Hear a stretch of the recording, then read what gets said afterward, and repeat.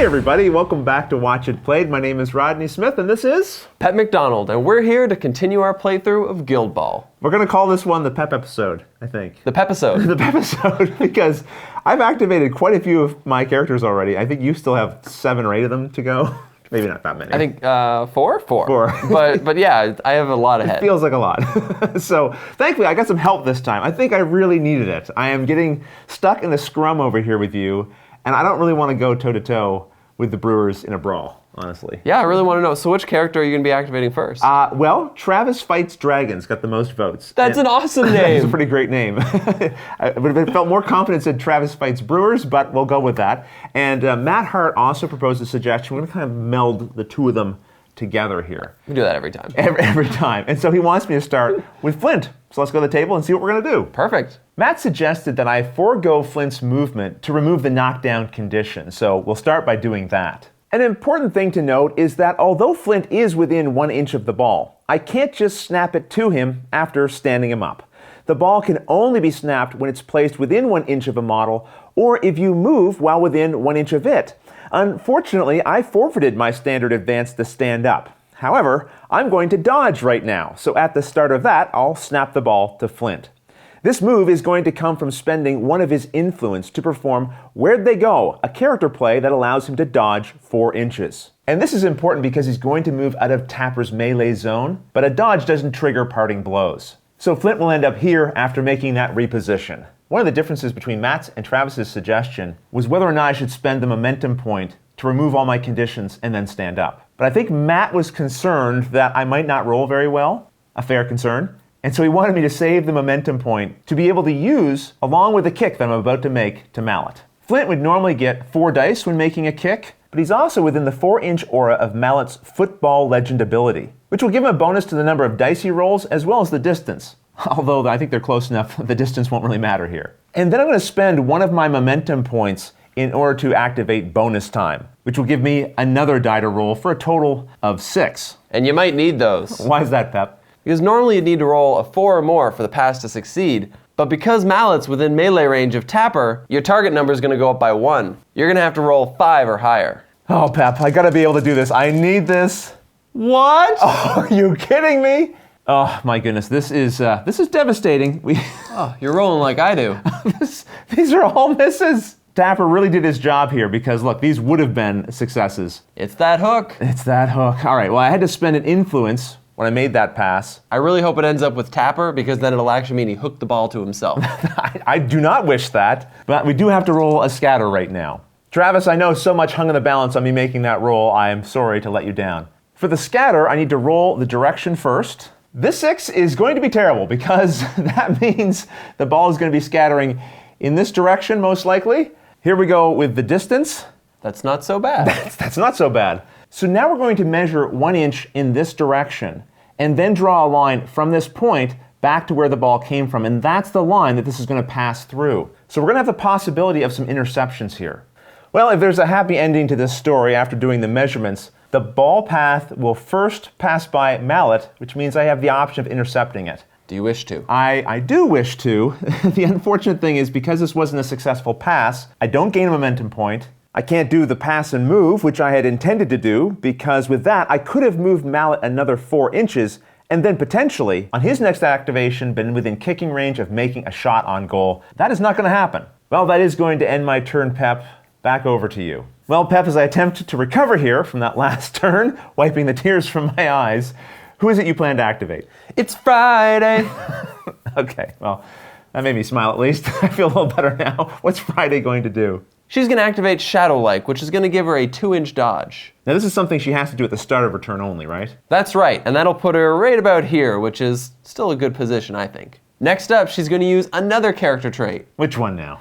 Get over here! This will pull Scum closer to Friday by allowing him to do a dodge up to his movement speed, which is 6 inches. And it's funny because he's knocked down, but you can still dodge while you're knocked down. What is he, on a leash or something? He's being dragged across the field while he's knocked down? Well, it does have a 10-inch range, but I don't know, maybe he's just rolling around. Cats like to do that. They are weird. All right, now that I'm in a good position, I think Friday's gonna start doing some attacks here. She gonna pick on Brick again? Oh yeah. Her favorite. Now normally Friday would be rolling with attack of 4, but Brick's still knocked down. and his defense is already at the minimum, so she's going to be getting an extra die. And Tapper is nearby, still married to Brick.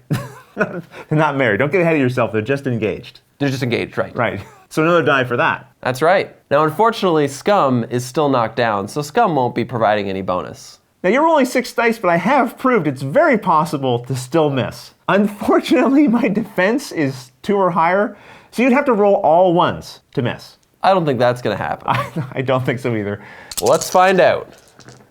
Okay, so it looks like all of these are hits, but I do have 2 armor, so I'll remove these 2. And what result are you going to pick? Well, I got at least 3, so I'm definitely doing Dirty Knives again. And who's the lucky winner? The knife's going to bounce off of Brick and back into Harmony. Well, that's going to give her the poison condition. Her defense is going to be lowered by 1. And 2 damage. Normally be 1, but I'm tooled up. Harmony can only take 4 more damage before she's taken out. And that poison's going to do 2 of it. And we can't forget that did cost you 1 influence. And I still have 1 wraparound I can do, which I'll just use to do a damage to Brick. Yep, with tooled up, that would normally make it 2 damage, but Brick has tough hide, reducing the damage back down by 1. All right, no conditions have changed, still rolling 6 dice. And 2 or highers are hits. All right, let's do it. Let's see some 1s. Not a single 1, but 2 armor again to block 2 of these. Well, doing the same thing again. Dirty Knives are going on to Mallet, which is going to be 2 damage. All right, I've marked that. And then 1 damage over to Brick. I've got pretty much your whole team poisoned at this point. Yeah, I've noticed, Pep. I'm sitting right here. I can see it. Not bitter in the slightest. Okay, who are you attacking now, Pep? Oh, I'm not attacking. It's time to initiate my secret plan. What? All right, step 1 is for Friday to use her standard advance to jog right here. Well, this puts you right in the thick of things. What's your plan now? Now that Mallet's a little weakened, I'm going to attack him. Again, Friday has attack of 4 and is also getting a gang up bonus from having Tapper nearby. But I'm going to crowd you out with Flint, so that will cancel your bonus effectively, leaving you with 4 dice. 1 die in, 1 die out. And Mallet normally has a defense of 3+, but the Dirty Knives has reduced it to 2+. Again, meaning I just want to see 1s. Can I just see a few 1s, please? All right, just like you did earlier, I think I'm going to activate bonus time. All right, that's going to cost you 1 of your momentum points, but it'll give you an extra die. I'm starting to feel like I'm going to need this. Well, You freaked me out with the talk about the rolling 1s. well, let's see what happens. Roll them up. Well, not a single 1. 2 of these will go away because of my armor. Now look, I could do Dirty Knives again. I'm not gonna though. Really? What are you going to do instead? I'm gonna tackle. And that's a momentous result for me. So I'm getting that momentum right back. And the ball is going to snap to you here. Pep, you've got 1 influence left. You have possession of the ball. Things couldn't be going any more in your favor. However, if you wanted to take a shot on goal, she has a kick distance of 8 inches, and you're just shy of 8 inches. That's right, but that's where step 3 of the plan comes in. This plan has got so many parts. What's happening now? It's time for a drink. This is her heroic play, and that's going to cost her a momentum point. Luckily, I just gained 1. And it's not only going to give you 1 extra die for making a kick, but also extends the kick distance by 2 inches. And you know what that means? You have a feeling you're about to make a shot on goal, which is going to cost you an influence and your last remaining momentum point. This is for all the coconuts. Okay, Pep, let's walk through the math here of how many dice you're going to roll when you kick. Normally her kick is a 3, but it's boosted by 1 from the beer. So that's a 4, but both Mallet and Flint are engaged with her during this kick, so she'll lose 2 of the dice, leaving you with only 2 to roll. Pep, a 4 or higher is going to give you the goal. Should I roll these 2 one at a time? No, just get it over with quickly. A 4 or more is what you need to succeed. Okay, hold my breath. Here we go. Woo, I got it. Yes, you did. The other die here was a 2, but that is the first successful goal in this game. And the first claiming of points. I never score goals. You don't, but you have here. Pep, you're going to get the 4 points, which will mark on your scoreboard. You also gain a momentum point for a successful shot on goal, and during the next round, you'll gain 1 bonus influence. Woo! What is this, your birthday? After a goal, a model's activation is ended, but I think you were finished with Friday anyway, right? That's right. She got a lot of work done for you. And so now it's time to resolve a goal kick. I pick a spot anywhere within 10 inches of my goal post. So I'm picking a spot right here, which is definitely within the 10-inch range. Easily. I'm hoping the scatter might be somewhere within the path that Marbles might jog on her turn and be able to pick up the ball along the way. First though, the direction. All right, that's a 5. I'm hoping for a low number here. Okay, that's pretty low. That means the final resting spot of this goal kick is here. That's perfect for you. Well, we'll see. It's time for me to activate one of my players. All right, Marbles, fetch, boy, fetch. Is that a character trait or something? It isn't. It perhaps should be. I'm going to have Marbles just do a quick jog up here, and although he can go a total of 6 inches, I'm just going to move close enough to be able to pick up the ball and be within 4 inches of Mallet's aura. Whereas Pep has meticulously well thought out plans, I'm scrapping together something rather risky here. And I'm going to see if I can get marbles to successfully pass to Mallet, because then I might have another chance to get a shot on goal this turn. But it's a little slim, Pep. Normally I would get 1 die to roll for Marble's kick. But because he's within the football legend aura of Mallet, I get 2 dice. That said, Friday is engaged with Mallet, the target of the kick. So instead of a target number of 4, I'm going to have to roll a 5 or higher. And Tapper is also engaged with Mallet. Oh my goodness, I forgot that. So this means that I actually have to roll a 6 or higher. Well, a 6, really. Yeah, it's a vicious love triangle. Okay, well, this is a much riskier plan than I even realized. All right, come on, be good to me, dice. Oh, that's it. Very good to me. Well, this successful pass is going to mean a couple of things. First of all, Mallet now has possession of the ball. But I also gain a momentum point, and I'm going to use that right now for a pass and move, which will allow Mallet to dodge 4 inches. Which is helpful because that means I'll be able to avoid parting blows from both Friday and Tapper. Don't forget to take away Marble's influence. That's right, off the successful kick. I assume that's the end of your turn? Yeah, that should do it. All right, well, we measured it out, and it looks like Mallet could score on goal next turn. That would be nice. So I have to stop that. You don't have to stop it. Well, I'd like to. Okay, fair enough. Now, Steve here isn't going to be able to move far enough to actually attack Mallet. For anyone just joining us, Steve is Stave, but yes, continue. So instead, I'm going to move Steve right here. That way he's in the way and stops you from being able to move far enough. Yeah, now if I was to try to move around, I'd be subject to parting blows, and I just wouldn't have the distance to get within kick range of the goalpost. Yeah, Steve's a big guy. He takes up a lot of room. He only had 1 influence, so that sprint ends his activation. This view should give you a better idea of what I was trying to do. Mallet here was going to sprint towards the net and then be able to do a kick, making a shot on goal. But now that Stave, or as his friends call him Steve, is in the way, that's not going to be possible. No, sir. And Mallet's a little annoyed with that, so he's going to swing the Mallet and I'm going to do an attack against Stave. Well, I only have a defensive 2. How many dice are you rolling? I'm rolling 5, which is pretty good. Yeah, and Steve doesn't have any armor. Heck, he's not even wearing a shirt. That's very true. Okay, I spent the influence. I'm rolling the dice. Well, that means even with what would otherwise be a bad roll, I've actually scored 5 net hits here. I'm going to choose from my playbook the knockdown result, which is also going to give me a momentum point.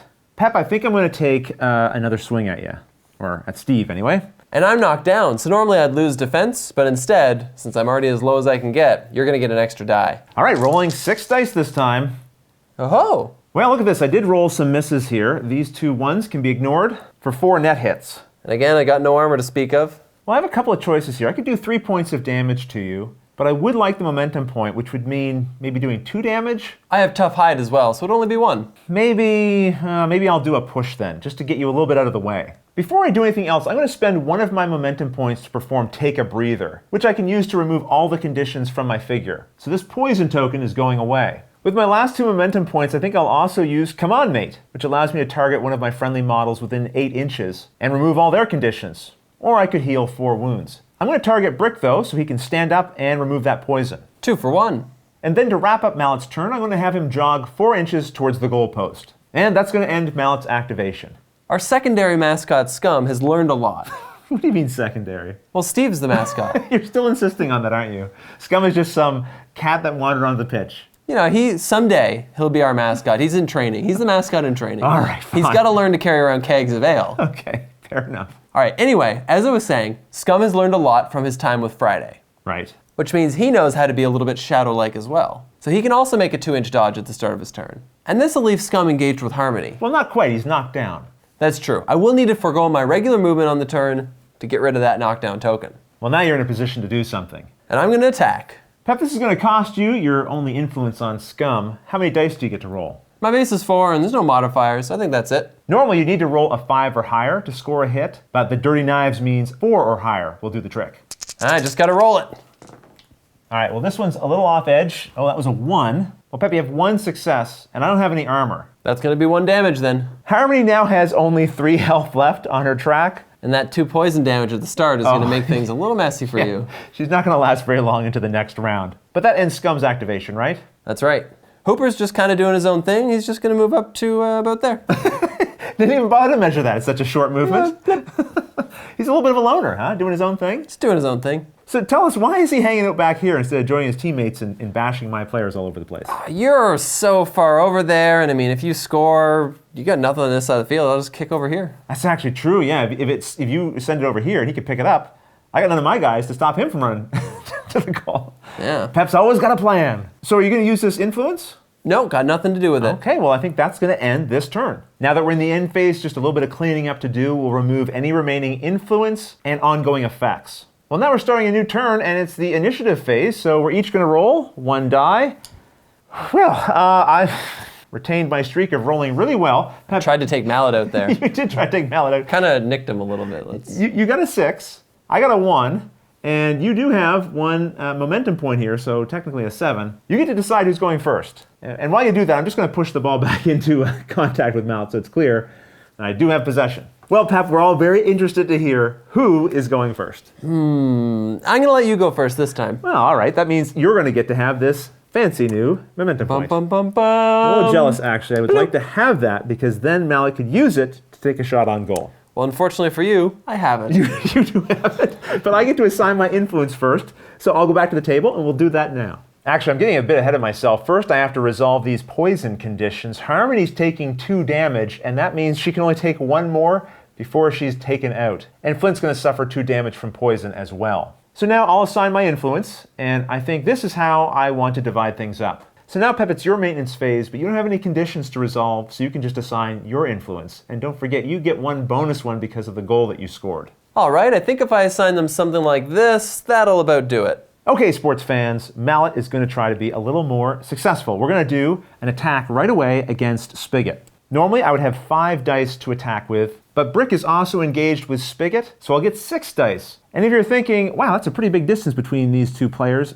don't forget, Mallet has extended reach during his own activation, so his melee zone is actually 3 inches. And I got 3+ for defense. Okay, so let's see if I can roll something other than 1s and 2s.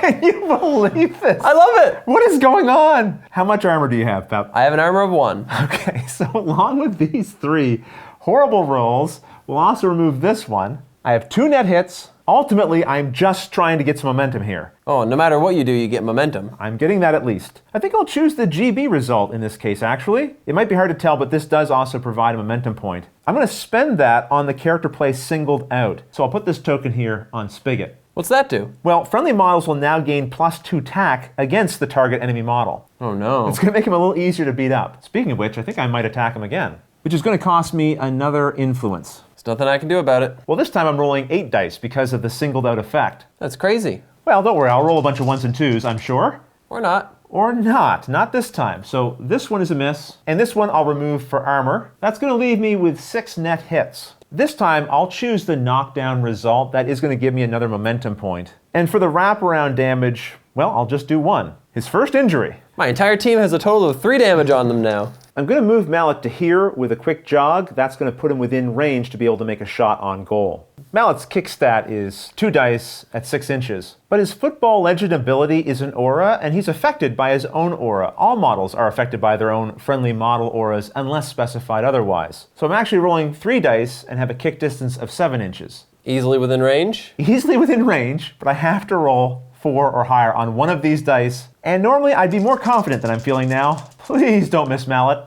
Oh my goodness, he almost did. So we've got a goal! Boo! Not all the crowd is happy. No, there's one guy that isn't. Well, all right, I'm going to take that goal for sure. One thing I should probably do, though, is spend the influence for that kick. And it also costs me a momentum point, of course. But when you score a goal... That's right, Pep, I get a momentum point back. And during the next maintenance phase, I'll also gain an additional influence. And last but not least, there is the small matter of my 4 points. That looks like 3.5. Yeah, let's just be very clear. That's 4. After scoring a goal, your activation does end, but there's also the option of using momentum for run the length, which allows you to make a 4-inch dodge after successfully scoring a goal. Is that what you're going to do? I think I will, just to get away from stave a little bit. Trying to stave off attacks? I am, and I'm trying to reposition myself in the field. Okay, I think that's a comfortable distance away, so Pep, now it's your turn, and you have to do a goal kick to bounce the ball back into the field. So Pep, you've picked a distance up to 10 inches away from your goal post. And now I need to roll to see how it scatters. Okay. First, the direction. Yeah, let's see. Well, that's a 6. It's the only one I didn't want. But now I need to roll distance. I'm really hoping to get either a 1 or a 6. You either want it really close to pick up or really far away from me. Yeah, Okay. one of the two. Fair enough. Well, you got something very mediocre, unfortunately, a 3, which will leave this as the final resting point for the ball. Okay, Pep, well now it's your turn to activate one of your players. Next up, I think I'm going to activate Steve. I'll have to spend a momentum point to get rid of this knockdown, because I want to use his standard advance to jog forward. We may as well cluster all of our minis together. We're getting pretty cozy here, Pep. Well, what are you going to do now? First up, I'm going to hit Brick. All right, so we'll remove one of your influence. And how many dice do you roll with here, Pep? I got attack of 6, and we each have a character engaged, so that's going to even itself out. And I'm hit on rolls of 2 or higher, so I suspect you'll get a few hits here. 1 or 3. Let's see what you get. Well, you might not be able to see all of them, but they are all hits. I'll remove these 2 because of my armor, and you get to pick a playbook result from any of the first 4 columns. I'm going to use the first column as a knockdown, which will also gain me a momentum point. That's rough. I didn't want Brick to be knocked down. And you're not finished yet. You still have another influence. And I'm going to use that to attack Honor. Okay, so this influence is being spent. Your attack is still 6, but I think the modifiers have changed. They have, because Brick is knocked down, so he's no longer crowding me out. But Tapper is certainly ganging up on Honor. This time, you'll have to roll 3s or higher to hit, Pep. Let's see if I can do it. Well, I'm seeing quite a few hits here. There are a couple of misses. She does have 2 armor, so that is 3 successes. Looks like it's a repeat of last attack. I'm going to knock her down and gather another momentum for myself. And Steve's finished, right? Steve's done. Back to you. I think I'm going to have Flint activate next, and he's going to spend 1 influence to attack this very, very pesky Friday. Well, since I have 2 momentum anyway, I'm going to spend 1 of them to initiate a counterattack. Well, we'll see about that. I think my luck has turned. I'm expecting a good roll. He's got 4 attack, so there'll be 4 dice for me to roll. And what about your defense? I got 4+. Normally you've had 5, but that's because you've been near Spigot, right? That's true. Well, they've been separated. Let's see if I can get a few 4s. Well, normally I would say I'm surprised, but the way things have been going here, been very hot and cold in this game, and I rolled all misses. Now I have to deal with Pep's counterattack. I've got attack of 4. And my defense is 3+. All right, here goes. Okay, well you had a few misses here yourself, and I'm going to be able to block 1 additional hit here with my armor, so 1 success. That's not bad. I guess I'll just do 1 damage. Unfortunately, she's not tooled up this time. Okay, well Flint is very disappointed that he did not succeed in that first attack. So he's just going to try again. I mean, there's no way I can miss on all dice again, right? Oh, pretty close. All right, 2 misses. And 1 armor. We'll remove that die. Unfortunately, I really needed 2 successes to get the push dodge that I wanted, so I'm just going to do 1 damage. Now I have 4 characters with 1 damage on them. Okay. You're being fair about this. You're beating up my team equally. I'm spreading it around. Well, with my final influence, I'm not going to attack you again. I'm going to spend it instead to use my Where'd They Go character play, which will allow me to make a 4-inch dodge. I can then get to here using my 5-inch jog. To wrap things up, I'll spend my final momentum point to use Take a Breather in order to remove the condition on Flint. Well, that brings us to the end of another jam-packed, action-filled episode of Guild Ball. Oh, that's a wordy statement. Well, don't worry, I'm almost out of words, because we're at the end of this video. It's time to get you guys to help us, well, help Pep actually. Help him decide what to do. That's right. So my main character, my Captain Tapper, has quite a bit of influence you can spend, but I have a few other characters in play too. Friday, Spigot, the other one. The other ones with names. So in the comments below, put your suggestion. And if you like what someone says, give them a thumbs up. If you don't like it, propose your own suggestion. Whichever one gets the most votes, that's what we'll come back and do. But until the next episode, Thanks for watching.